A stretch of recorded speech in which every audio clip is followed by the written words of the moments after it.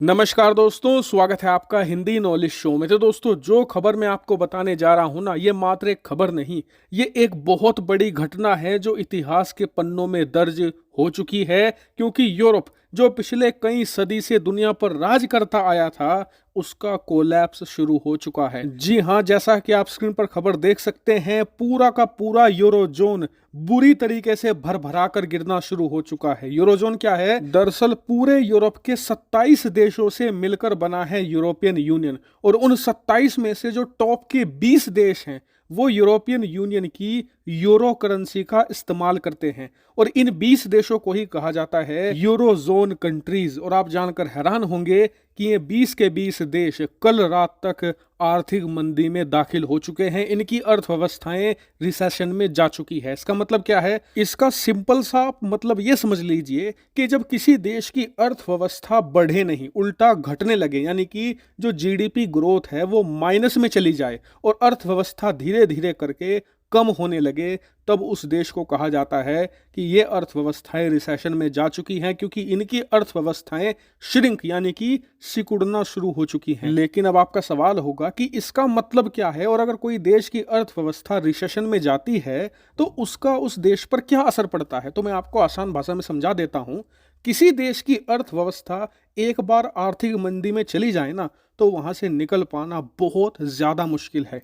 आपको इसके लिए बहुत कठोर फैसले लेने होते हैं। लेकिन किस प्रकार के कठोर फैसले, मैं आपको दो एक उदाहरण देकर समझाता हूं।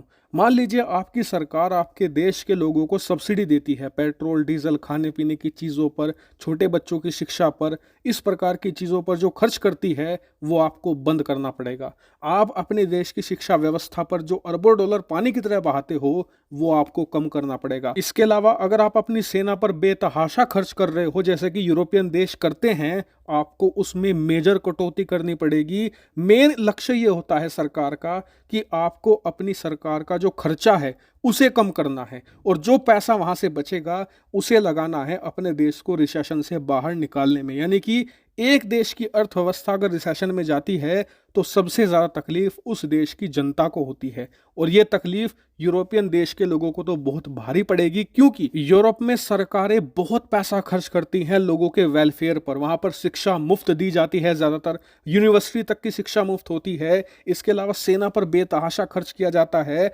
अपने लोगों को बहुत सारी अलग अलग चीज़ों में सब्सिडी दी जाती है, बहुत ज़्यादा बड़े लेवल पर पेंशन दी जाती है। इसके अलावा तमाम तरह की स्कीमें चलाई जाती हैं लोगों को फ़ायदा पहुंचाने के लिए। ये सारी की सारी यूरोपियन देशों को बंद करनी पड़ेंगी, और जब ये बंद होगी तो इससे होगा क्या? लोगों को तकलीफ होगी, और पूरे यूरोप में आप बड़े बड़े दंगे प्रदर्शन आने वाले समय में निश्चित तौर पर देखोगे। यानी कि शॉर्टकट में इतना समझ लीजिए कि रिसेशन में जाना तो बहुत आसान है, लेकिन रिसेशन से बाहर निकलने में बहुत सारे देशों को कई कई दशक लग जाते हैं, और कई बार तो उनकी अर्थव्यवस्थाएं इस प्रोसेस में पूरी तरीके से डिस्ट्रॉय भी हो जाती हैं। लेकिन इस पूरे मामले से भारत का बहुत बड़ा फायदा होने वाला है। वो इसलिए क्योंकि भारत इस समय दुनिया की 5वीं सबसे बड़ी अर्थव्यवस्था है। भारत से आगे है नंबर 1 पर अमेरिका, फिर चाइना, फिर जापान, और फिर जर्मनी, और फिर 5वें पर आता है भारत।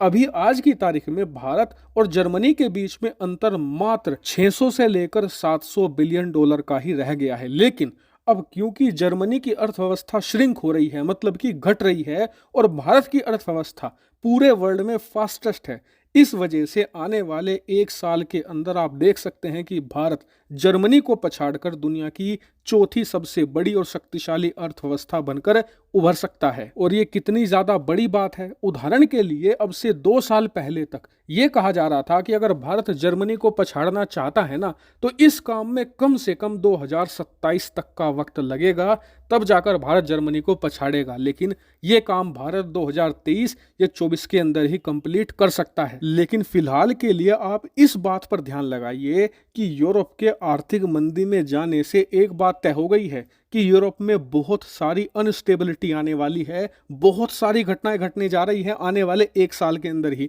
इसलिए आप चैनल को सब्सक्राइब करके जरूर रखना ऐसी ही यूरोप की एक्सक्लूसिव वीडियो के लिए। फिलहाल इस वीडियो में इतना ही। Thank you very much for watching video.